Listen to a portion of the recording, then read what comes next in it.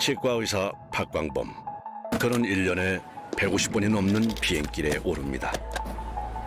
전 세계 100여 개국에서 메가젠 임플란트를 찾으시거든요. 이제 수입하던 임플란트를 넘어 수출하는 임플란트로.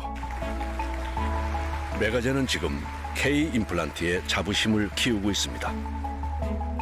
세계에서 인정받는 K 임플란트, 메가젠.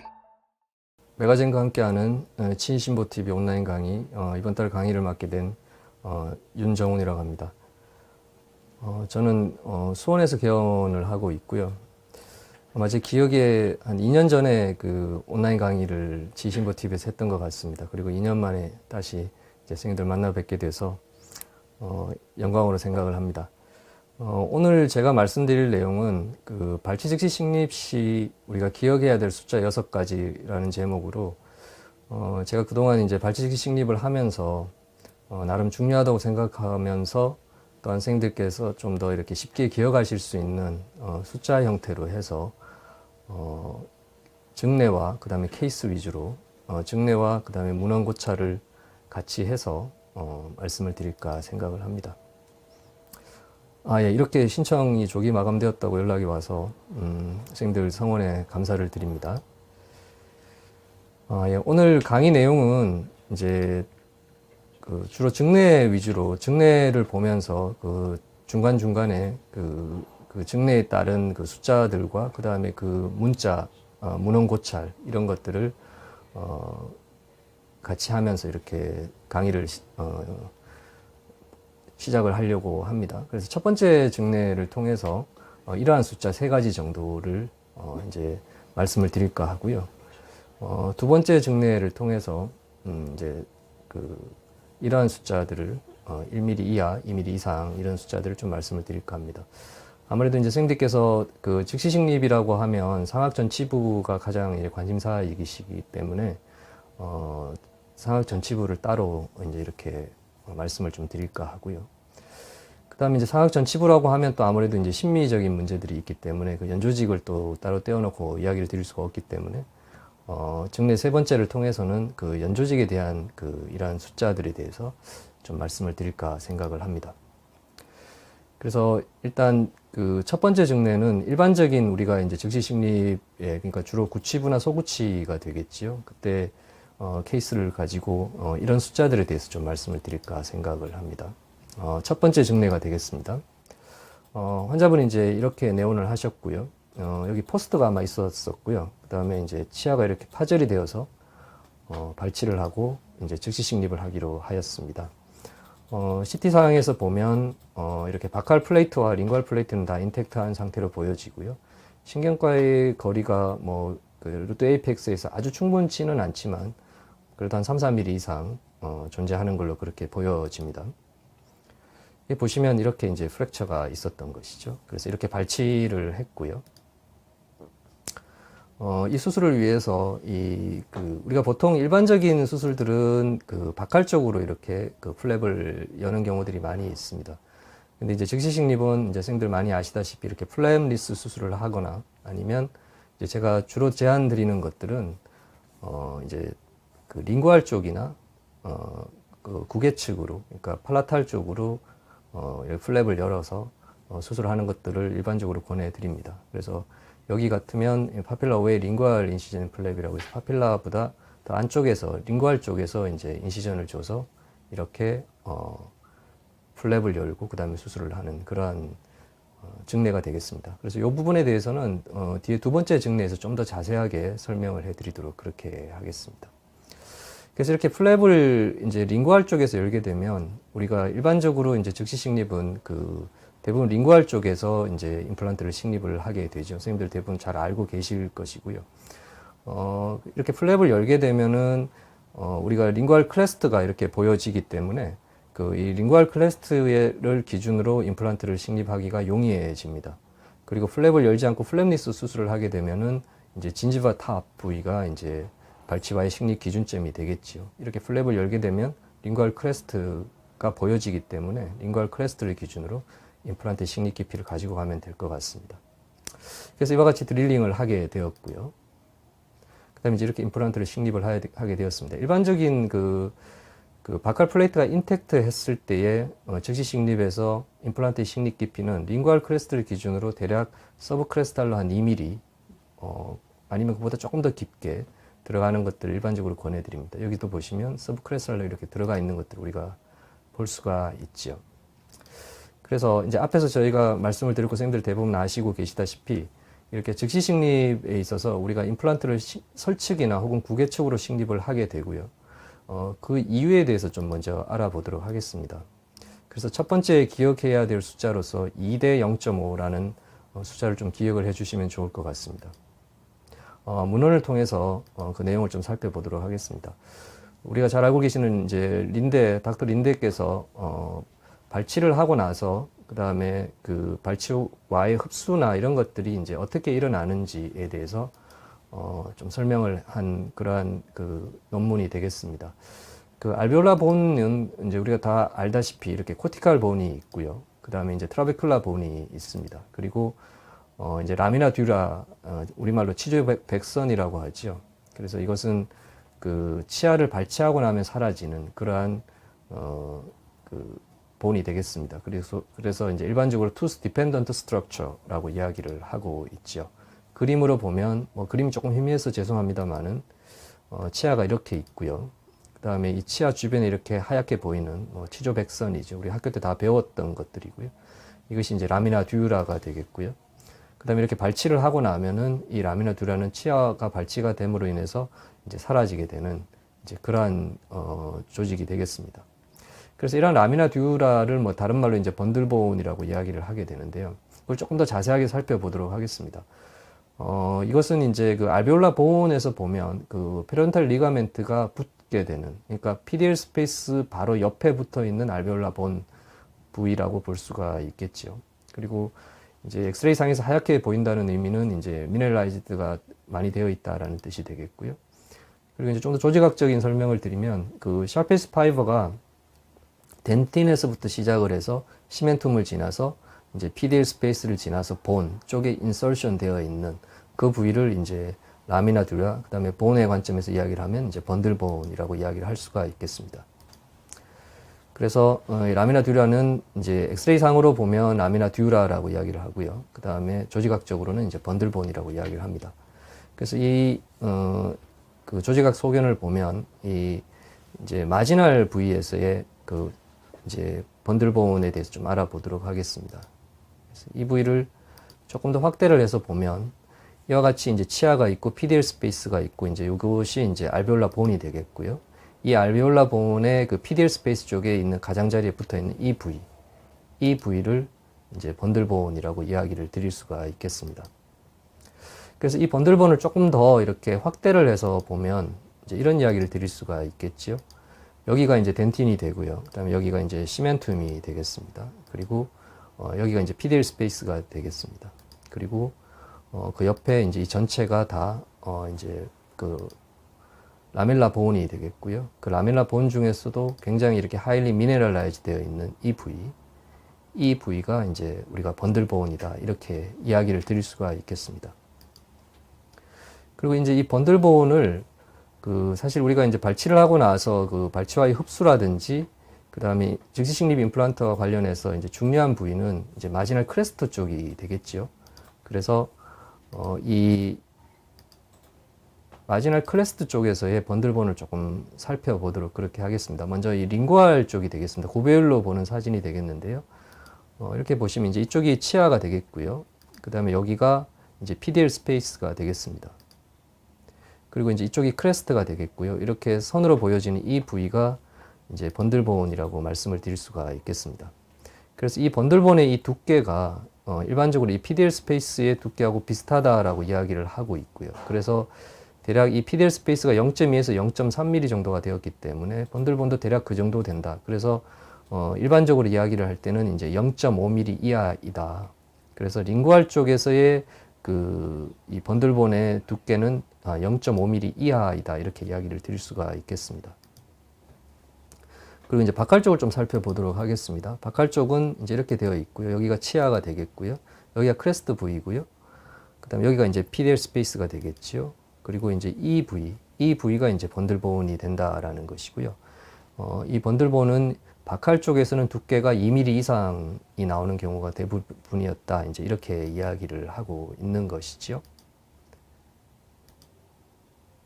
그래서 이러한 번들본, 그러니까 투스 디펜던트 스트럭처는 발치를 하고 나면은 이제 흡수가 되는 것이 이제 일반적으로 알려져 있고요. 그렇기 때문에 전체적으로 박할본은 최소 2mm 이상, 그리고 링구알 쪽에서는 0.5mm 정도의 그 고래 흡수가 일어나게 된다라는 것이죠. 그러니까 이제 협측에서 이제 흡수가 많아지게 되는 이유가 이제 일반적으로 여기에 있습니다. 물론 이제 이러한 번들본의 흡수 이후에 다시 그 협측에서는 그 바깥쪽에 있는 그 서피스에서 안쪽으로 이렇게 아우터 서피스부터 시작하는 또 다른 흡수가 같이 일어난다라고 이야기를 합니다. 그래서 이런 것들을 종합해서 일반적으로 이제 박할 쪽에서 흡수가 많이 일어난다라는 것이죠. 그렇기 때문에 이 논문의 임상적 의미를 좀 살펴보면 즉시 식립을 할 때 우리가 이제 설측이나 뭐 혹은 구개측에 이제 식립을 해야 되는 이유가 뭐냐면 번들본의 양이 박할이 많기 때문에 박할 쪽에 흡수가 많다라는 뜻이고요. 그렇기 때문에 우리가 이제 이런 갭 디스턴스를 좀 크게 해서 이제 이러한 그 발치 후에 일어나는 그 협측의 많은 흡수를 좀 이렇게 벌충을 하는 그러한 것들이 필요하다. 이제 그런 이야기를 드릴 수가 있겠습니다. 예, 다시 그래서 증례로 돌아와서 그렇기 때문에 이제 우리가 임플란트를 이제 그 즉시 식립에서는 이제 설측으로 식립을 하는 것이 좋겠다. 이제 이런 이야기를 드리는 것이고요. 그래서 이와 같이 임플란트가 식립이 되었고요. 만약에 발치화가 이제 협측 골판과 설측 골판 모두가 인택트한 경우라고 하면 일반적으로 이제 앞에서 말씀드린 것처럼 설측 번들본의 흡수가 이제 적기 때문에 임플란트를 뭐 그 보철적으로 허용 가능한 범위 내에 있으니까 너무 지나치게 링구알로 가는 것들은 좋지는 않지만 뭐 소구치라든지 전치부와 같이 이제 이렇게 바코 링구알로 다이아메터가 적은 발치화라면 사실은 거의 설측 골판에 붙이는 것도 가능한 것이고요. 그 다음에 경우에 따라서는 설측에서 한 0.5mm 정도의 갭을 두고 임플란트를 식립하는 것들이 이제 좋겠다. 이제 이런 이야기를 드릴 수가 있겠고요. 그 다음에 이제 협측은 여기에서부터 이제 흡수가 많이 일어날 것이기 때문에 가능하면 이 갭 디스턴스를 조금 크게 가지고 가는 것이 좋겠다. 이런 말씀을 드리는 것입니다. 이제 간혹 저희가 연수회라든지 이런 것들을 하다가 보면 선생님들께서 갭 디스턴스가 2mm이고 2mm 이하라면 이제 본그랍트를 하지 않아도 된다. 이제 이런 개념들을 대부분 가지고 계시기 때문에 이제 이 갭을 갖다가 2mm 이하로 자꾸 붙이시려고 하시는 그런 이제 생각을 하시는 선생님들도 계시는데요. 이제 그렇게 하게 되면 나중에 이제 박할 쪽에 흡수가 많이 일어나면서 스레드가 노출된다든지 문제가 될 수가 있습니다. 그래서 가능하면 허용 가능한 범위 내에서 이 갭 디스턴스를 좀 크게 가지고 가는 것들이 중요하다. 이제 이런 말씀을 드리고 싶습니다. 그래서 이렇게 식립을 하고 나서 이제 75 정도의 ISQ 밸류가 나왔고요. 그 다음에 이제 이 갭은 이제 본그раф트를 하게 되겠죠. 이제 이와 같이 본그раф트를 하게 되었습니다. 그래서 이 본그раф트에 대한 설명을 조금 드리도록 하겠습니다. 그래서 이때 이제 고리식을 하게 될 때 발치화 내의 고리식은 그 상부, 그러니까 코로날 쪽에 한 3분의 1 정도만 해줘도 된다라는 것이죠.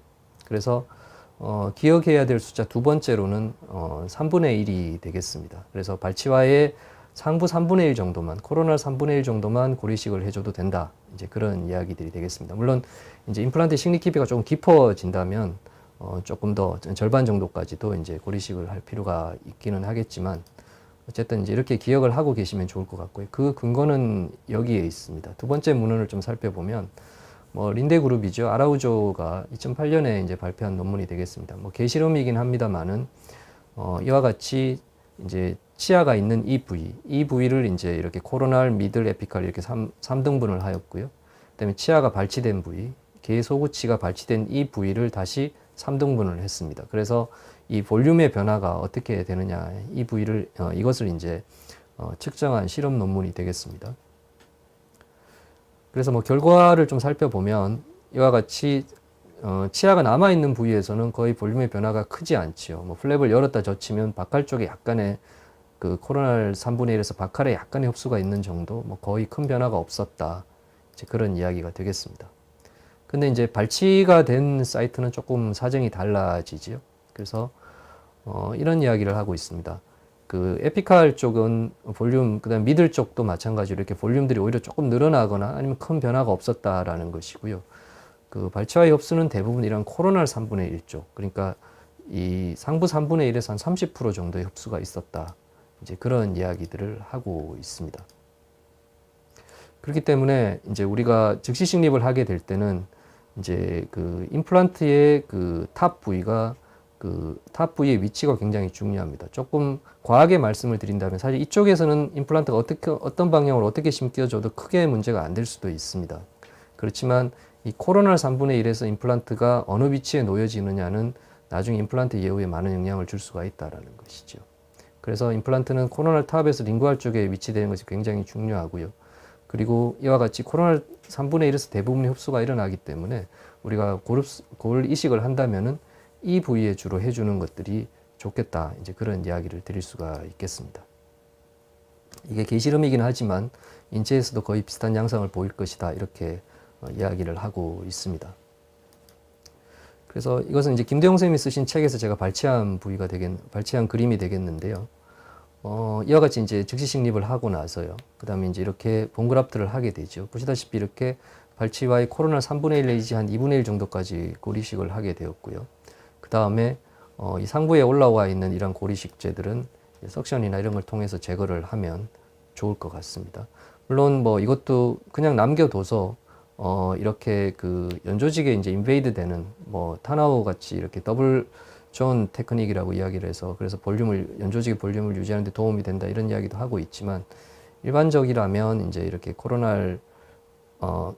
크레스트 크레스트 이상으로 넘어오는 본들은 거의 흡수를 가 되는 경우들이 많기 때문에 석션을 통해서 이제 제거를 해주는 것들이 일반적으로 권해드리는 방법들이고요.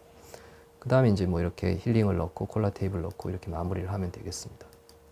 그래서 이와 같이 상부에서만 이제 그 본그раф트를 해줘도 이제 크게 문제가 없고 볼륨을 유지하는데 크게 문제는 없다라는 것이고요.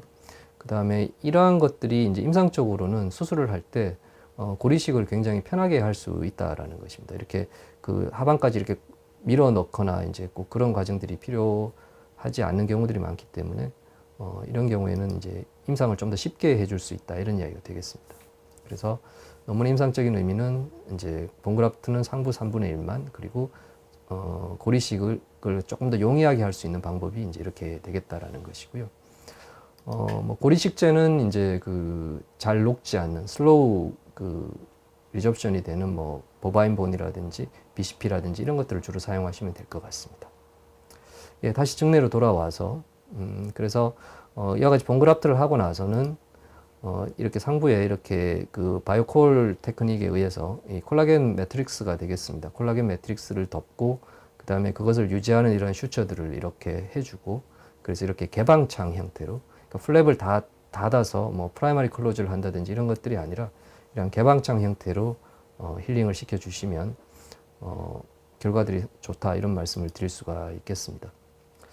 이 바이오콜 테크닉은요, 그 스칼라가 1999년에 책을 통해서 발표한 이야기가 되겠는데, 원래는 이제 발치와 보존수 때문에 나온 이야기가 되겠습니다. 그래서 발치를 하고, 그다음 소켓워를 퍼포레이션해서 브리딩을 만들고, 거기에 이제 DBBM 같은 그 보바인 그 제노그раф트를 갖다가 넣고, 그 다음에 이제 이렇게 콜라겐 매트릭스를 그 위 상부에다가 이렇게 깔아주게 되는 것이죠. 그 다음에 이제 호리존탈 매트리스 슈처 그리고 그 위에 이제 아이소덴트라고 하는 뭐 요즘은 잘 사용하지 않는 것 같습니다만은 그 티슈 그 시멘트 같은 이러한 물질들로 이제 그 콜라겐 매트릭스를 약간 이렇게 단단하게 만들어주고 그 위에 이제 오베이드 파닉을 이제 올려주는 이것들이 이제 기본적인 개념이 되겠습니다. 이런 형태가 되는 것이죠.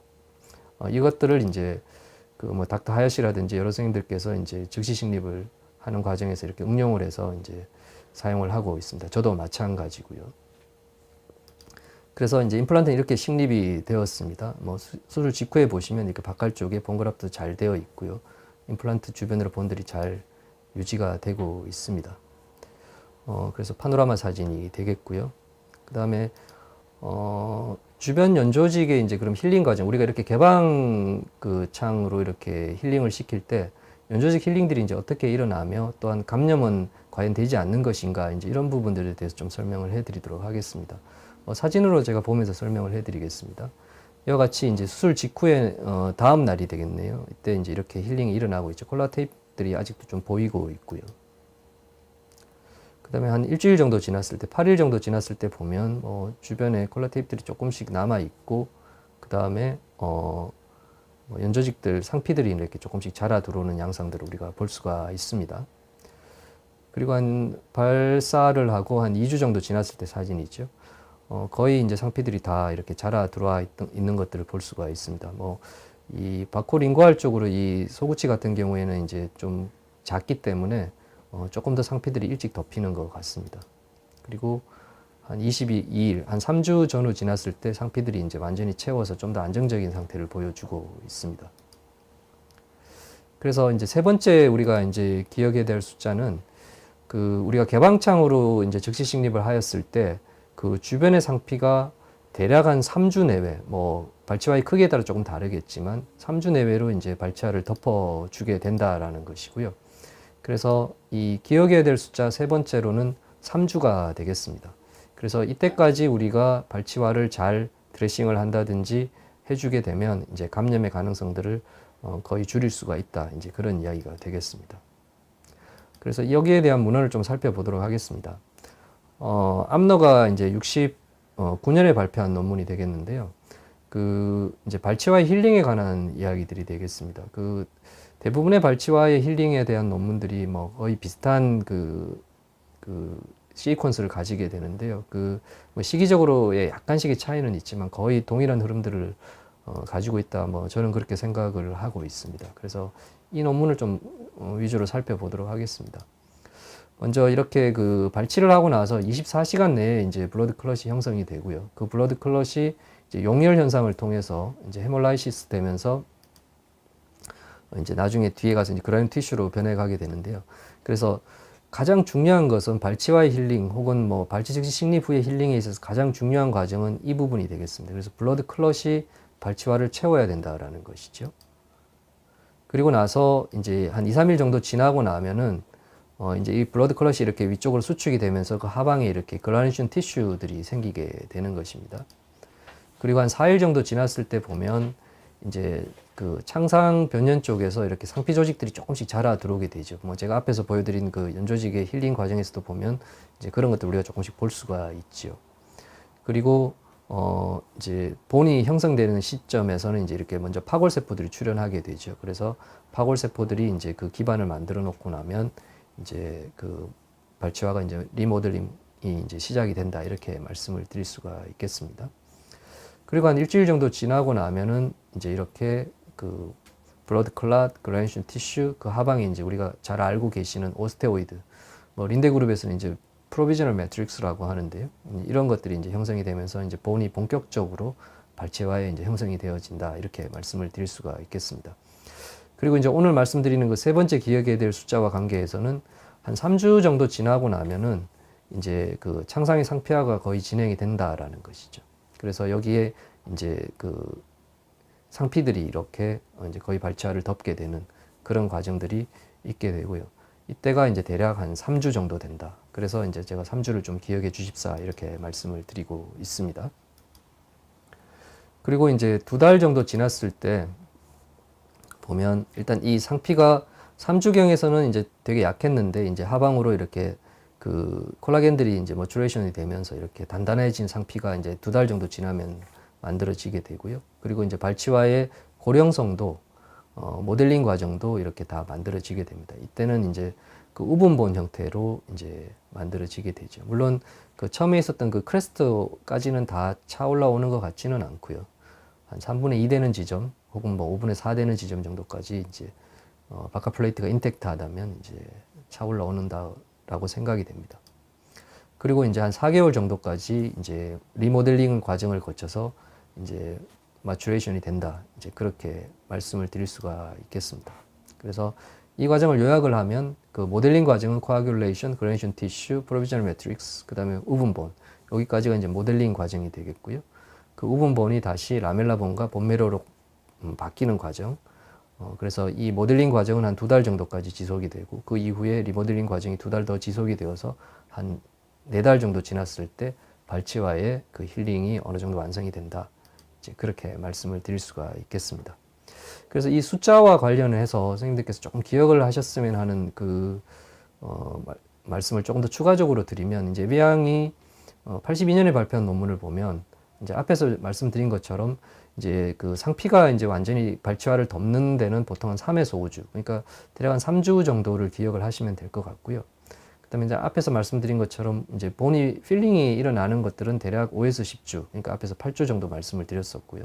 그다음에 이것이 이제 머추레이션 되어서 완전한 본 필링이 되는 것들은 한 16주, 그러니까 한 4달 정도가 되는 것이죠.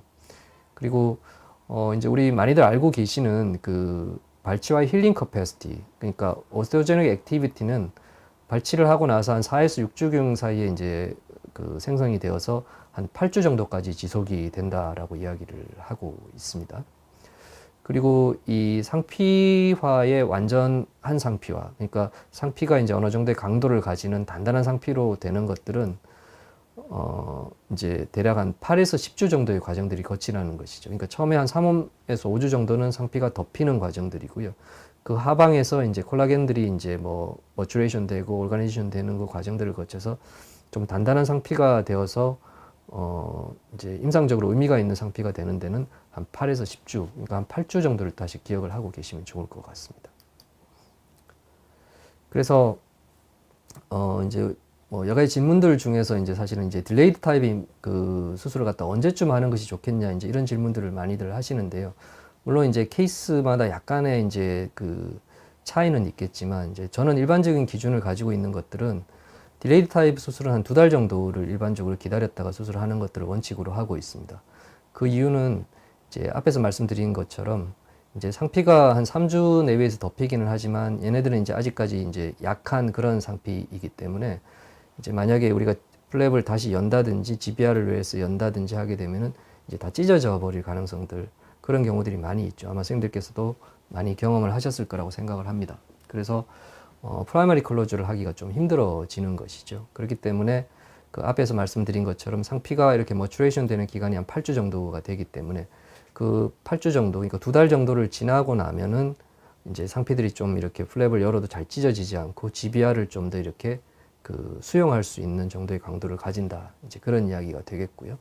또 한 가지는 그 발치와의 힐링 커패시티가 한 8주 정도까지 유지가 되기 때문에 이제 이런 것까지도 조금 그 우리가 그 이용을 할 수 있다면 딜레이드 타입의 수술은 한 2달 정도까지 기다려주는 것들이 2달 전후에서 하는 것들이 아마 합당하지 않을까 생각을 합니다. 그리고 만약에 이제 그 이전에 이제 GBR을 동반한 발치화 수술을 해야 된다면은 이때는 이제 프라이머리 클로즈가 굉장히 힘들기 때문에 이제 난서머드 GBR이 하시는 것들이 좀 더 합리적이지 않을까, 그렇게 생각을 합니다.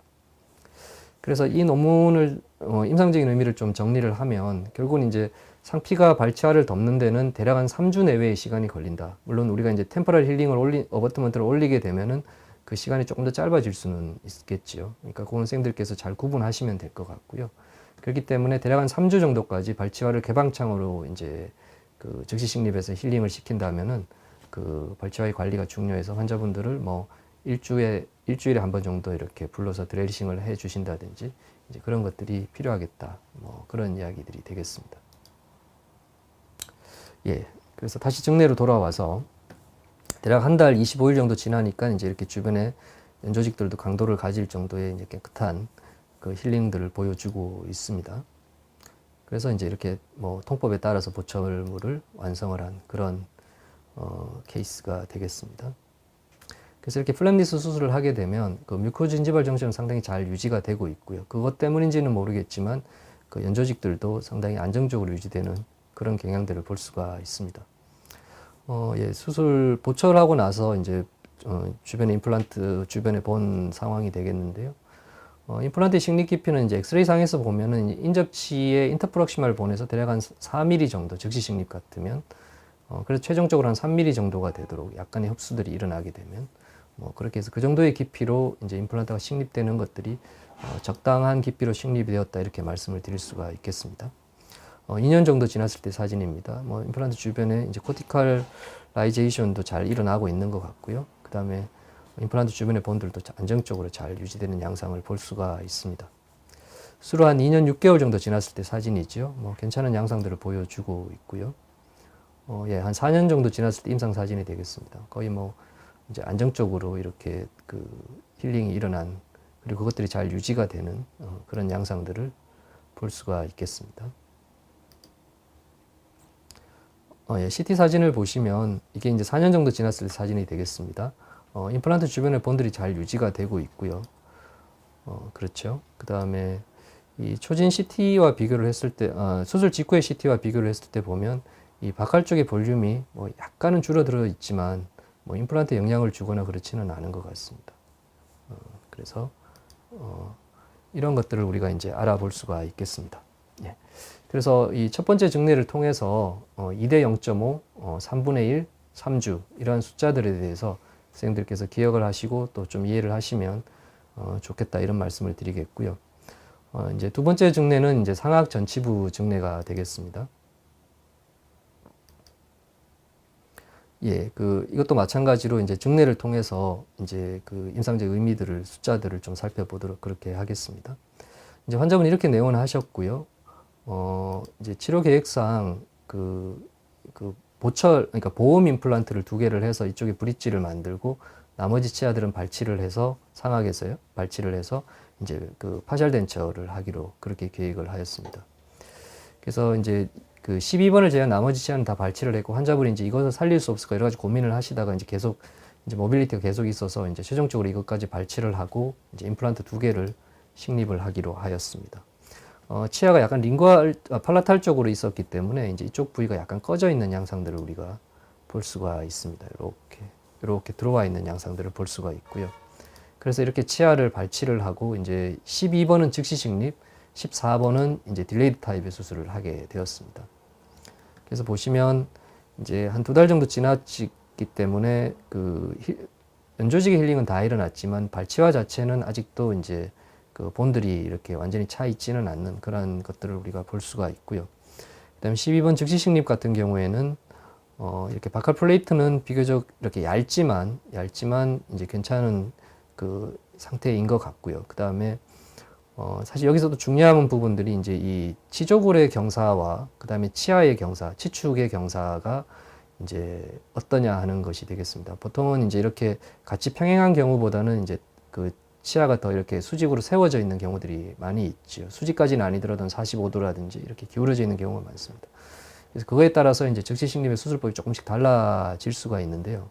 어쨌든 오늘은 시간 관계상 이제 그 말씀을 드릴 시간은 없을 것 같고요. 일단 치조골의 경사와 치축의 경사가 일단 같은 케이스가 되기 때문에 이 경우는 이제 그 치조골의 경사에 맞춰서 수평적으로 팔라탈에 식립을 하면 큰 무리는 없을 거라고 생각을 합니다. 그래서 이제 이쪽에 플랩을 열고요. 그 다음에 링구알 12번 쪽에 있는 이 인터프록시멀 파필라를 보존하기 위해서 신미성을 위해서 이와 같이 앞에서 제가 잠깐 첫 번째 증례에서 잠깐 말씀드린 것처럼 이 파필라 오웨이 팔라탈 인시전 앤 플랩, 그러니까 파필라를 이제 보존하면서 구개측으로 이렇게 플랩을 연 이제 그러한 형태의 플랩을 그리고 인시전을 주게 되었습니다. 그리고 이제 여기서 우리가 한 가지 알아봐야 될 부분들이 전치부에 있어서는 이제 신미성이 중요하게 되고요. 그 다음에 전치부의 신미성에 가장 영향을 많이 미치는 요소 중에 하나가 이 순척골의 두께라는 것이죠. 특히 즉시 식립에서는 더군다나 중요하지요. 그래서 이러한 상악 전치부의 순축골의 두께가 얼마냐, 대략 한 1mm 이하이다. 이제 이런 이야기를 드리고 싶습니다. 그래서 이제 네 번째로 기억해야 될 숫자는 1mm가 되겠습니다. 1mm 중요한 것은 이하라는 것이죠. 이하를 기억을 하고 계시면 될 것 같습니다. 마찬가지로 이제 문헌을 통해서 좀 살펴보도록 그렇게 하겠습니다. 이 논문은 이제 제가 기억하기로 부산대학 쪽에서 나온 것으로 알고 있고요. 한국인에 있어서 상악 전치에서 진지바 바이오 타입과 그 다음에 페이셜본의 두께와의 관계들을 연구한 논문이고요. 상당히 잘 디자인되고 좋은 논문이라고 생각을 합니다. 그래서 이 논문에서의 내용을 좀 살펴보면 이 CJ에서 4mm, 6mm, 8mm 되는 지점에서의 바칼 플레이트의 두께를 라비알 플레이트의 두께를 측정한 논문이 되겠습니다. CBCT를 이용을 해서 측정한 그러한 논문이 되겠습니다. 그래서 결과를 좀 살펴보면 일단 먼저 페이셜본의 thickness 두께는 일단 견치에 있어서는 모수가 한 113개 정도 되었죠. 그러니까 나름 의미가 있다고 볼 수가 있고요. 대략 뭐 0.5에서 0.3 정도 사이에서 바칼본의 두께가 있었다라는 거죠. 페이셜본의 두께가 있었다라는 것이고요. 그 다음에 측절지 같은 경우에도 모수가 112개 정도 되었는데 대략 0.5에서 0.1까지 그렇게 있었고요. 그 다음에 이제 중절지 같은 경우에도 모수가 110 정도 되었는데 대략 한 0.6 내외 정도가 되었다라는 것이죠. 그러니까 이 라비얼본의 두께가 대략 1mm가 안 됐다라는 것입니다. 모두 통계적으로 의미도 있었다라고 이야기를 드릴 수가 있겠습니다. 그 다음에는 이제 그 진지바의 바이오 타입을 좀 살펴보자라는 것이죠. 그래서 그것들을 보면 이제 남성의 82%에서 띡 바이오 타입이었고요. 여성의 75%에서 띡 바이오 타입이었다라는 것이죠. 그러니까 이 두 개를 갖다가 조합을 해서 이제 이런 이야기를 드릴 수가 있습니다. 한국 사람에 있어서 치연이 이제 띡 바이오 타입이긴 하지만 그럼에도 불구하고 대부분의 순축 골반의 두께는 1mm 이하이다. 이제 그렇게 말씀을 드릴 수가 있겠습니다. 그래서 또다시 보면 이런 띡 바이오 타입 같은 경우에 이제 그 라비알 플레이트의 두께를 보면 뭐 통계적 유의성이 있는 부분도 있고 없는 부분도 있지만 대략적으로 뭐 1mm가 안 되는 그런 양상들을 띡 바이오 타입임에도 그랬다라는 것이죠. 신 바이오 타입 같으면 더 얇다고 볼 수가 있겠죠. 그리고 이제 이때 그 띡 바이오 타입, 틴 바이오 타입은 어떻게 정했냐 하면은 그 우리 페리온탈 프로브를 이용을 해서 그 치연 열구에 이제 집어 넣어 가지고 이것들이 이제 비쳐 보이는지 비쳐 보이지 않는지 이것들을 통해서 이제 띡 바이오 타입이냐 틴 바이오 타입이냐를 결정을 했다라는 것이죠. 그래서 이 논문의 고차를 좀 살펴보면 그 상악 전치의 순축골은 한국인에 있어서는 대부분은 얇다라는 것이죠. 그래서 이 심미적인 전치부 임플란트를 위해서는 이 순축골 그 소실에 이제 대비해야 되고 그것들을 위한 적극적인 수술이 필요하다 이런 이야기를 하고 있고요. 다음으로는 이 치주 탐침자 페리온탈 프로브가 이제 골 두께를 측정하는 데는 이제 좋은 지표로 보기는 어렵다라는 것이죠. 왜냐하면 띡 바이오 타입임에도 얇은 골들이 대부분이었으니까요. 그렇기 때문에 수술 전에는 이제 CBCT를 이용을 해서 이제 치료 계획을 세우는 것들이 중요하겠다. 이제 그런 이야기들을 하고 있습니다. 그래서 이 논문의 결론을 좀 살펴보면 한국 사람에 있어서 상악 전치 순축골은 대부분 1mm 이하로 매우 얇다라는 것이죠. 그래서 앞에서 제가 번들본 말씀도 드렸지만 뭐 평균적으로 이상적으로 요구되고 있는 두께 2mm를 만족하는 경우는 이제 매우 드물다 이렇게 이야기를 하고 있습니다. 그렇기 때문에 이러한 그 심미적인 그리고 성공적인 임플란트 치료를 상악 전치부에서 하기 위해서는 결국은 이제 부가적인 연조지 이식술이라든지 골 증대술 이런 것들이 필요하다. 이제 그렇게 결론을 내고 있습니다. 그래서 이 논문의 임상적인 의미는 뭐 앞에서 말씀드린 것처럼 이제 순축골의 두께가 상악 전치부에서 한국인에 있어서는 대부분 1mm 이하로 얇다라는 것이고요. 그렇기 때문에 즉시 식립을 할 때는 연조지 이식술이라든지 골 이식술을 적극적으로 이제 그 고려를 해라 이런 이야기가 되겠습니다. 이 이야기는 그 김정혜 교수님께서 그 강의 내용에도 비슷한 이야기들이 나오고 있죠. 결국은 상악 전치에 있어서 발치 후 볼륨의 로스를 보상할 수 있는 연조직 매니지먼트가 필요하고 이러한 연조직 매니지먼트가 그런 면에서는 유의성 있게 도움이 된다. 뭐 같은 맥락의 말씀을 하고 계신다라는 것이죠. 그러면 이제 이런 그 과정들을 거쳐야 된다면 과연 그러면 우리가 상악 전치부의 즉시 식립은 이제 과연 어떻게 해야 될 것이냐 이제 이런 문제에 대해 좀 살펴보도록 하겠습니다. 그래서 오늘 말씀드리고 싶은 내용은 이제 파필라 오웨이 팔라탈 플랩을 이용한 용이한 수술법에 대한 이야기를 좀 드릴까 합니다. 그래서 이제 우리가 상악 전치부는 이제 심미성이 중요하고요. 그렇게 하기 위해서는 일단 기본적으로 이제 치관 유두의 보존이 중요하다고 볼 수가 있고요. 그 다음에 이제 앞에서 말씀드린 것처럼 이제 연조직 이식술이 이제 많은 경우에는 필요할 것이다. 이렇게 우리가 알 수가 있습니다. 그러면 이 치관 유두의 보존의 관점에서 보면 결국은 이제 플랩리스 수술이 좋겠다라는 것이죠. 그런데 이러한 플랩리스 수술을 하려고 하면 이제 일단 기본적으로 시야의 문제가 생길 수가 있고요. 그것 때문에 이제 식립 깊이를 조절한다든지 위치를 잡는 것들이 좀 어려울 때가 있다라는 것이죠. 그리고 이제 앞에서 말씀드린 그 연조직 이식술의 관점에서 보면은 이제 결국은 또 하나의 수술 부위를 추가적으로 만들어줘야 된다라는 그러한 부담이 있다라는 것입니다. 그래서 이러한 치관 유두를 최대한 보존하고 그 다음에 이 연조직 이식술에 있어서 그 수술 부위를 줄일 수 있는, 그러니까 가능하면 수술 부위에서 연조직을 채취할 수 있는, 그러면서 이제 수술 시야를 좋게 하는 그러한 이제 인시전에는 플랩을 좀 알아보자, 이제 그런 이야기가 되겠습니다. 그래서 파필러웨이 팔라탈 인시전 플랩은 뭐 제가 이제 여러 가지 방법을 쓰다가 이제 나름 이렇게 이름을 붙여서 이제 뭐 선생님들께 말씀도 드리고 저도 이제 이렇게 많이 사용하고 있는 뭐 그냥 제가 개인적으로 붙인 이름이 되겠습니다. 그래서 보시면 이제 이렇게 수술을 하는 것이죠. 앞에서 비슷한 맥락으로 계속 이제 제가 말씀을 드리고 있는데요. 이제 11번에 수술을 해야 되는 경우에 인접하 있는 12번에서부터 이제 이렇게 인시전을 그어줘서 이제 이렇게 그 21번 부위까지 이렇게 갈 수 있는. 그래서 이것을 이제 말로 설명을 드리면 결국은 절개는 이제 인접한 치아의 구개측 라인 앵글에서 시작을 해서 그 수술 부위에서는 그 파필라의 그 콜 부위, 그러니까 최상 부위에 있는 콜 부위에서 그 부위를 침범하지 않고 약 1mm나 2mm 정도 구개측으로 이렇게 지나서 그 다음에 이제 반대측 인접하고 있는 치아의 라인 앵글까지 연장을 하는. 그리고 나서 이제 전층 판막을 구개측으로 이제 젖히면 되겠다, 이런 이야기가 되는 것이죠.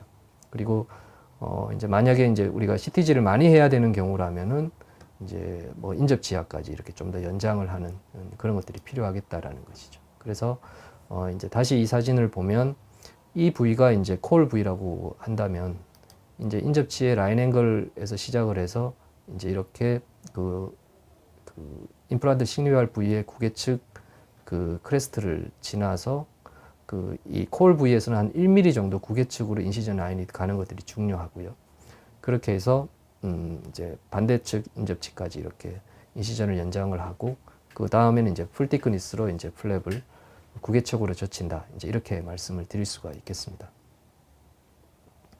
그러면 이렇게 했을 때 이제 장점이 어떤 것이 있냐면요. 일단 기본적으로는 이제 임플란트는 우리가 구개측으로 식립을 해야 되기 때문에 구개측 크레스트를 보기 때문에 구개측의 식립 깊이라든지 위치 설정이 용이하다. 이제 이렇게 말씀을 드릴 수가 있겠고요. 두 번째는 치관 유두의 탑을 건드리지 않기 때문에 치관 유두의 소실이 슈링키지가 적다라는 것입니다. 그러니까 처음에는 이제 발치를 했기 때문에 기본적으로 치관 유두의 소실이 일간 나타나게 됩니다. 그러다가 이제 시간이 지나면서 이제 원래 높이대로 회복되는 그러한 케이스들을 많이 보고 있습니다.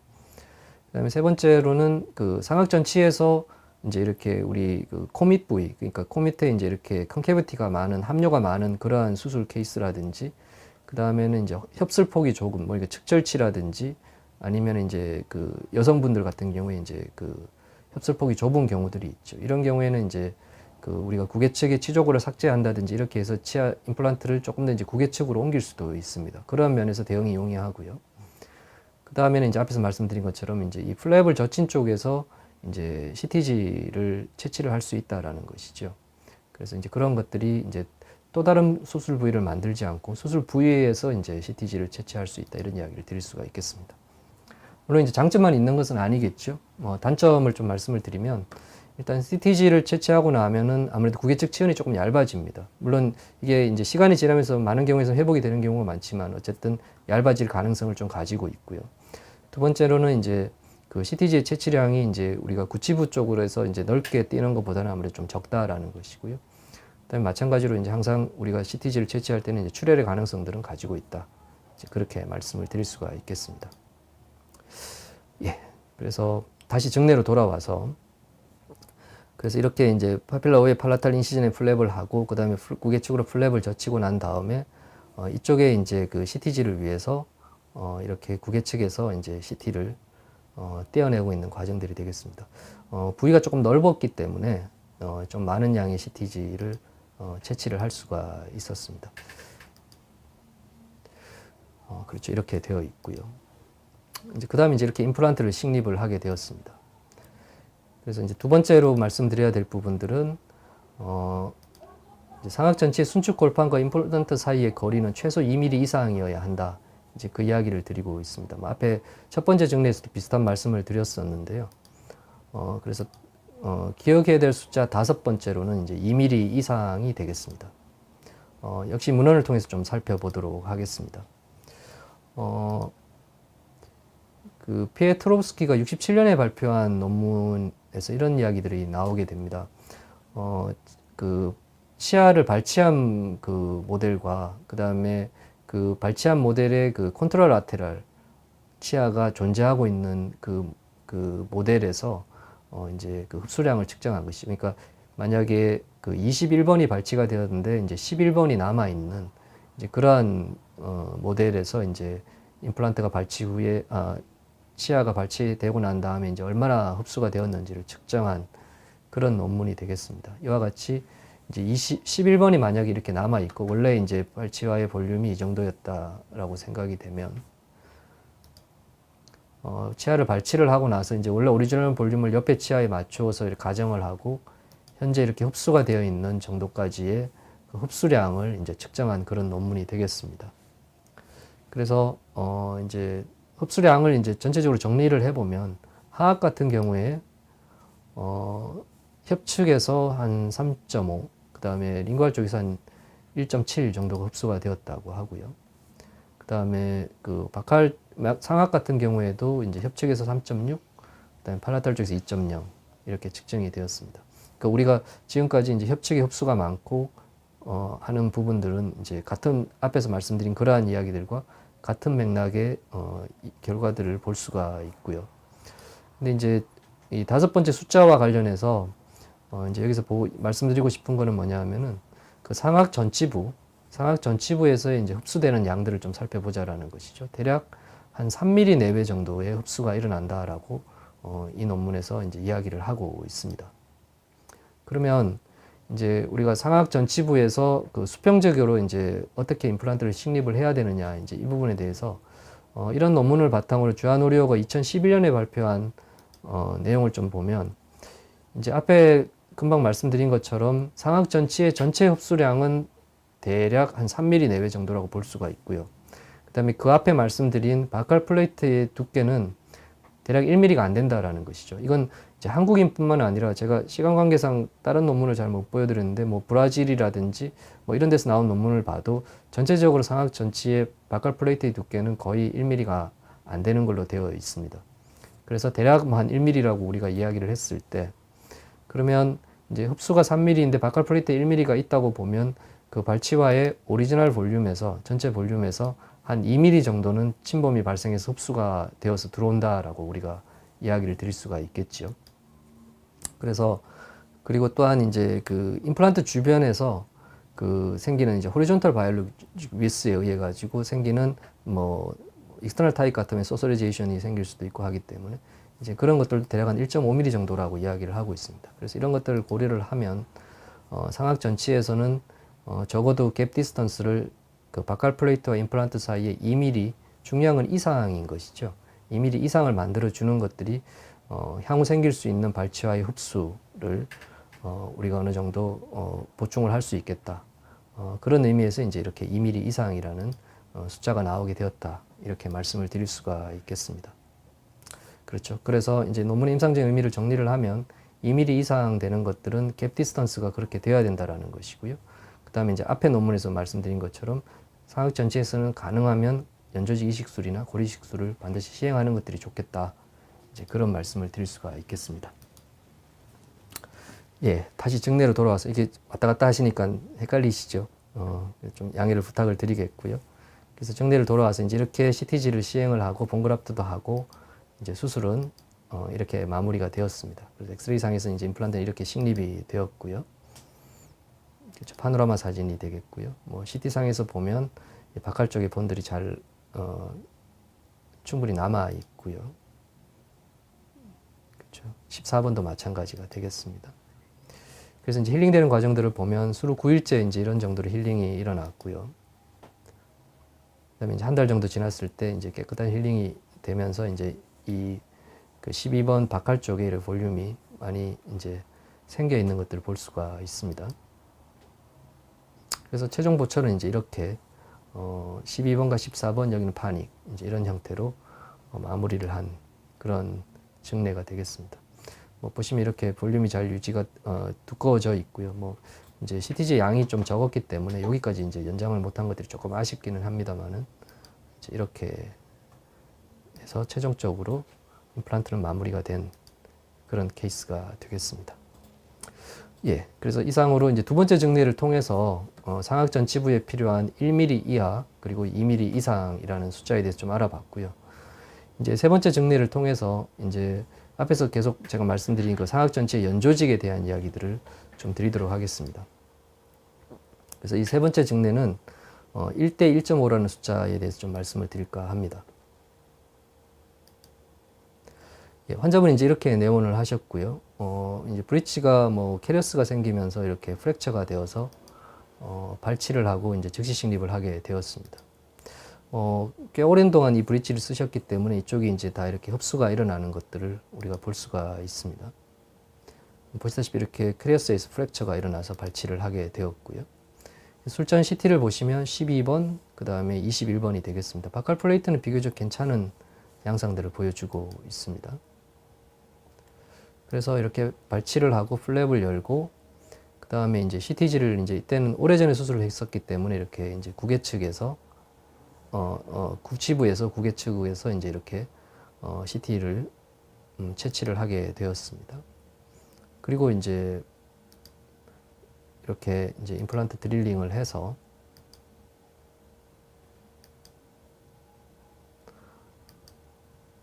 임플란트를 이렇게 식립을 하였고요. 앞에서 말씀드린 것처럼 이 그 갭 디스턴스를 충분히 2mm 이상 유지하려고 애를 썼습니다. 그리고 이제 이와 같이 이제 앞에서 떴던 CTG를 이렇게 이제 바칼 쪽으로 옮겨서 고정을 시켜주는 그런 과정들이 되겠습니다.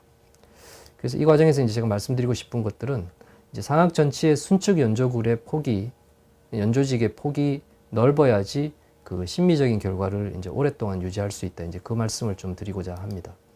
그래서 이와 관련해서 이제 우리가 기억해야 될 숫자 6번째는 이제 1대 1.5가 되겠습니다. 이것도 역시 이제 문헌으로 좀 살펴보면 아마 선생님께서 많이들 알고 계시는 문헌일 텐데요. 그 노자와가 2006년에 이제 발표한 그 논문이 되겠습니다. 내용은 이런 것입니다. 14명의 환자에 있어서 그 상악 전치부의 그 연조직의 그 기능을 잘 하고 있는 그러한 그 연조직을 이제 좀 살펴봤다라는 것이죠. 그래서 그 조건이 뭐였냐면은, 그 높이가 1.5mm 이상, 그리고 이제 케라티나이즈드 되어져 있으며, 그 다음에 1년 이상 기능을 하고 있는 그러한 이제 그 뮤코자를 이제 그 관찰을 한 그런 논문이 되겠습니다. 평균적으로 그 연조직이 유지가 되었던 기간은 한 3년 5개월 정도 되었고요. 그래서 이제 이러한 케이스에서 이제 상부 보철물들을 제거를 하고, 그 다음에 이제 그 실리콘으로 임프레션을 떠서 그 이제 바칼 쪽에 있는 연조직의 그 높이와 폭을 계산한 그러한 논문이 되겠습니다. 그래서 높이가 한 2.17 정도가 되었고요. 그다음에 그 폭이 한 3.44 정도가 되었다라는 것이죠. 그래서 이것을 이제 비율로 나누게 되면 그 높이와 폭의 비율이 1대 1.58, 그러니까 대략 한 1대 1.5였다라는 것입니다. 그래서 이것의 임상적인 의미를 좀 살펴보면, 일반적으로 이제 노자와 옵저베이션이라고 이야기를 하고 있는데요. 이제 여기가 이제 임플란트가 이렇게 있고요. 그다음에 이것이 연조직이라고 보면, 이 연조직의 높이가 우리가 이제 눈으로 보이는 부위이기 때문에, 이제 환자분들이나 또 의사 입장에서는 이제 심미에서 중요한 높이가 있습니다. 그런데 이 높이를 유지하기 위해서는 이 높이가 1이라고 하면 그 하방에 있는 연조직의 두께가 1.5 정도가 되어줘야지 이제 이 높이가 잘 유지가 된다. 이제 그런 의미가 되겠죠. 그와 반대로 이제 그 자연치의 이야기를 좀 보면 그 웬스트롬이 96년에 발표한 논문을 좀 살펴보면 자연치에서는 이 높이가 잘 유지가 되려면 임플란트와 그 거의 뭐 반대라고 이야기를 해야 될까요? 하여튼 그 높이가 1.5 정도가 유지가 되면 그 폭이 한 1 정도만 있어도 된다라는 것이죠. 그 이야기는 이와 같이 그러니까 이 높이의 기준은 이제 알베올러 크레스트에서 이야기가 되겠습니다. 그래서 이런 경우에는 이제 임플란트 주변으로 페리온탈 리가멘트, 자연치 주변에는 이제 페리온탈 리가멘트들도 있고, 하기 때문에 이제 그 폭이 좁더라도 연조직의 높이가 충분히 잘 유지가 될 수 있죠. 그 외에는 이제 이러한 파이브들도 진지바 파이브들도 이제 이렇게 주변에 치아 주변에서 이제 잘 커넥션 되어 있고 이런 것들이 영향을 준다라고 보여집니다.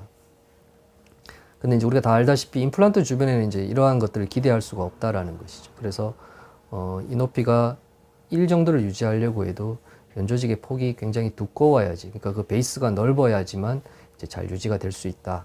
이제 그런 이야기들을 드릴 수가 있겠습니다.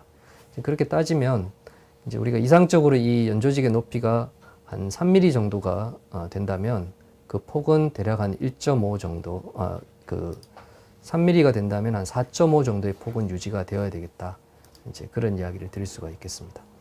그래서 다시 이제 증례로 돌아와서 이와 같이 이제 수술은 마무리를 하게 되었고요. 그다음에 이제 임플란트 식립은 이제 전치부 쪽에서 이렇게 식립이 되었고요. 그래서 이제 연조직의 폭이 이렇게 넓어져 있는 상태가 되겠습니다. 그렇죠. 그다음에 이제 힐링되는 과정들을 좀 살펴보면 수로 18일 정도가 되었고요. 그다음에 한 3개월 지나서 이렇게 1차 임시 치아를 장착을 하게 되었고요. 그다음에 2차 임시 치아를 그 파이널 어버트 위에 이렇게 만들어 주게 되었습니다. 그래서 좀 더 연조직의 모양을 잡기 위해서 이제 오베이드 파닉 형태로 이제 2차 임시 치아를 했고요. 최종 보철은 이제 이런 형태로 되게 되었습니다. 그러니까 이쪽 바깥쪽 연조직의 두께가 좀 두꺼워져 있는 양상들을 볼 수가 있고요.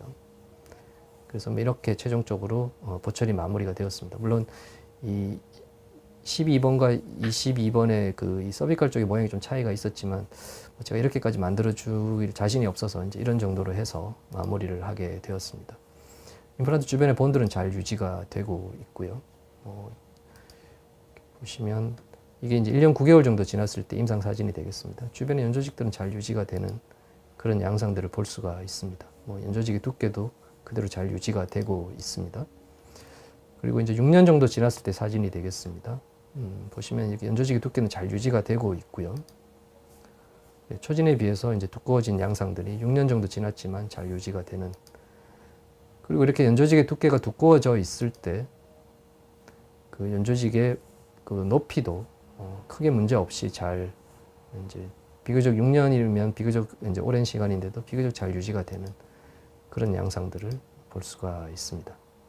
엑스레이 상에서도 임플란트 주변의 본들도 잘 유지가 되는 그런 양상들을 볼 수가 있습니다.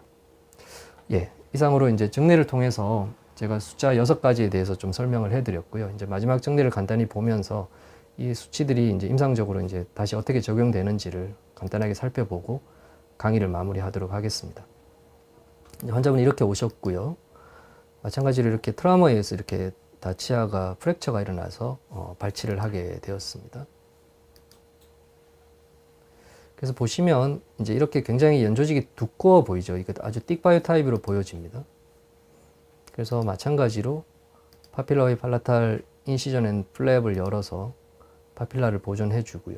그다음에 발치를 하고 그다음에 이제 바깥쪽의 플랩을 열어 보니까 보시다시피 이렇게 연조직은 되게 두꺼워 보였지만 실제로 플랩을 열게 되면 치조골의 두께가 좀 얇다라는 것이죠. 그래서 우리가 연조직의 두께 그 순측 치조골의 두께는 1mm 이하다라는 것들을 알 수가 있고요.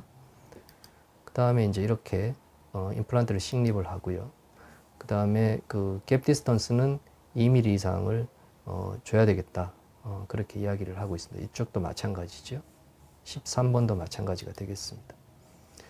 그리고 이제 이쪽의 CTG를 위해서 이쪽 팔라탈 플랩에서 CTG를 최대한 채취를 하게 되었죠. 물론 이제 여기는 이제 브릿지 형태이기 때문에 플랩을 여는 부위가 좀 넓어서 조금 더 넓은 그러한 CTG를 채취를 할 수가 있었습니다. 그래서 이 부위를 두껍게 해주는 것들이 연조직의 폭을 두껍게 해주는 것들이 장기적인 예후에 도움이 되겠다. 이제 그런 말씀이 되겠습니다. 그래서 이렇게 최종적으로 수술을 마무리하였고요. 임플란트는 이렇게 식립이 되었습니다. 그리고 이제 힐링되는 과정들이 되겠습니다. 한 수로 13일 정도 되었을 때 이런 정도로 힐링이 일어났고요. 그리고 이제 최종 보철은 뭐 이런 형태로 마무리가 된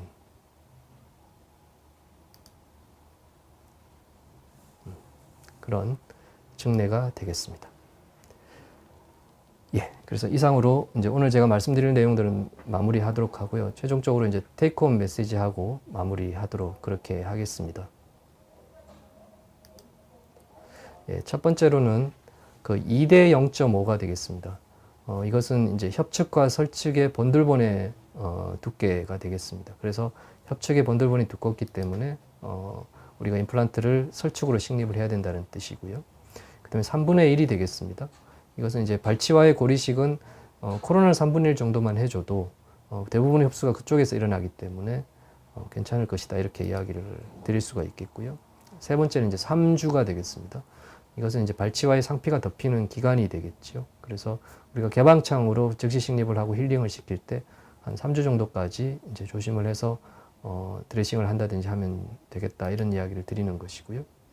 그다음에 이제 1mm 이하이죠. 1mm 이하는 이제 상악 전치부의 순주골의 두께가 대략 한 1mm 이하다, 이렇게 말씀을 드릴 수가 있고요. 그다음에 2mm 이상이 되겠죠. 이때는 이제 상악 전치에서 그 즉시 식립을 할 때 갭 디스턴스는 2mm 이상이어야 한다, 이렇게 말씀을 드릴 수가 있습니다.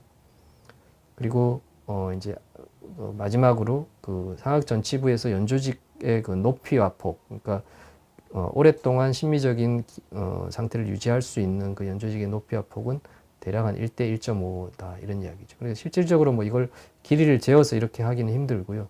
이제 개념적으로는 이제 연조직의 두께를 좀 그 협축으로 두껍게, 순축으로 두껍게 만들어 주는 것들이 중요하겠다, 그런 이야기를 드릴 수가 있겠습니다. 예, 경청해 주셔서 감사합니다. 식각의 중심 채널 시의신보 TV